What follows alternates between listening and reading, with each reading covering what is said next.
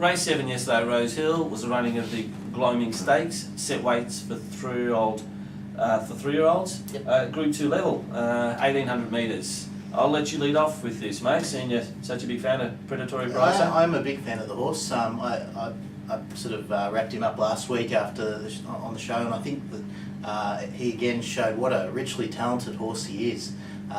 He's a horse that's still very raw and does a lot of things wrong in his races, and I think if he was in that is, I guess, a slight concern if he comes into the Group 1s, whether that's going to come against him.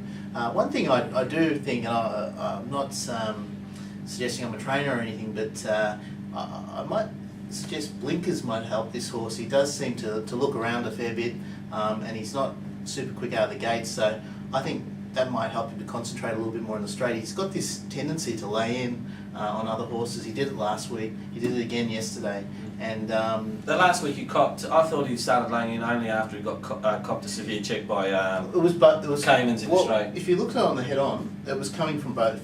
Cayman's was veering out, and he was laying in. And then yesterday there was no need for him to do it. Like, there was no real reason for him to lay in. It's just a habit. Some horses just do that though. Yeah, Triple Honor does it. There's a few horses that just have that tendency. Once they get there, they want to lay in. But I think that might just help him to concentrate more. But his performance was very good. He's right on target for the Spring Champion. And I think that in terms of the other horses, I didn't really see a lot there that excited me. I thought they were all very moderate individuals, and I don't think that any of them are going to be big players in the spring. So for mine, it was just the winner. Very, very impressive, and keep following him. Yeah, look, I think that whole field there are horses that aren't going to do some significant damage this preparation. I think they're all looking to next. Even Predatory Pricer, your points are well made. Still does a lot wrong, and I think Paul Murray was the first to say, wait till we see this boy in the autumn. So the Spring Champion's there for the taking down in the meantime, and he should win that. Agree with you wholeheartedly there, Suman. Stacks of ability, plenty of talent. I think I still think that from that form reference, the Ming Dynasty there, that Cayman's will go on and really continue to frank that form as well. I think he's going down for the Caulfield Guineas in the end, I think. So I think that the form around those guys is sensational.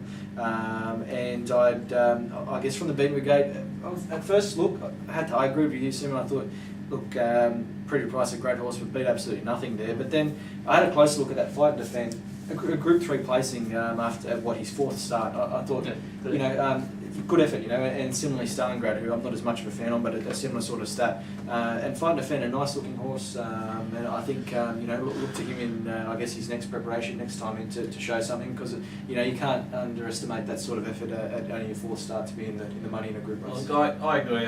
Again with you guys. Predatory Pricer, the standout horse in the race, and I'm an unabashed fan of his sire, Street Cry, and I just love the fact that this horse is going to get a distance. However, I thought his run was probably even better than what it looked.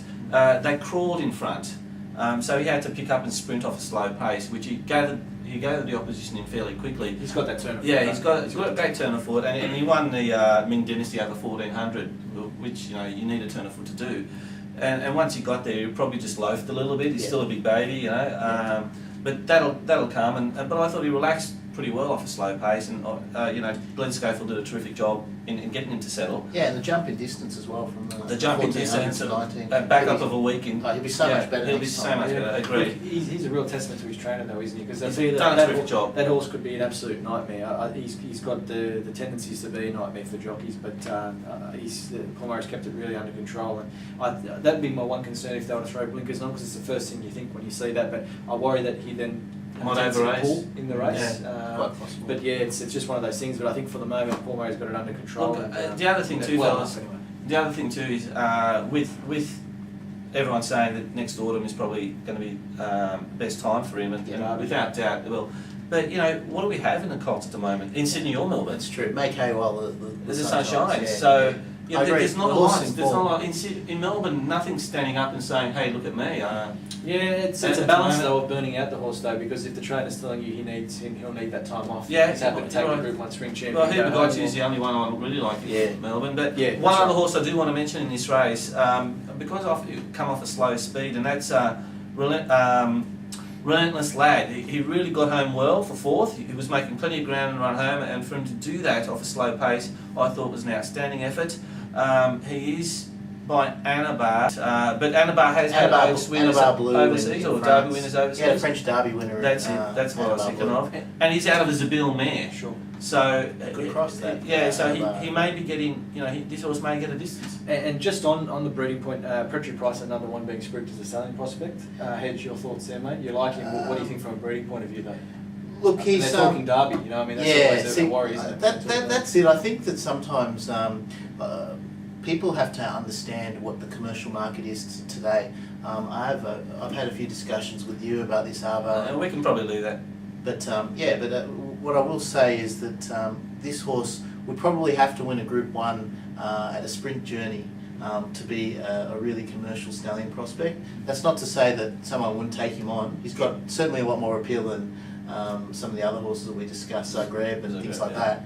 But he would definitely need, because he's already a 3-year-old, he would need to win a Group 1 at a He could be a Doncaster type horse. Yeah, but Doncaster horses don't make stallions. I mean, you look at horses like Over and others like that have gone on to stud careers. They haven't made it. So, but your point you made is correct. The outcross is terrific with Street Guy. Look, I mean, he's going to be primed for someone like a Dali, I suppose, to buy at some stage. But I was angling for that sort of answer from Hedge, because particularly when you hear talk of derbies as well, which the horse is probably suited to running, and it's just going to mean the end to commercial opportunity. That's But exactly Zabille's right. been an outstanding sire. Yeah, but he wasn't a Derby It was horse. an Australian Guineas. He won Australian Guineas. Yeah, I realise that, but he is by Sir Tristram, so... Yeah, but he didn't stay. So I think that that's a bit of a misnomer with Zabille, because he's thrown predominantly staying horses. But as an individual himself, he looked like a miler and he performed like a miler. Yeah, he did win. So I think these days, if people have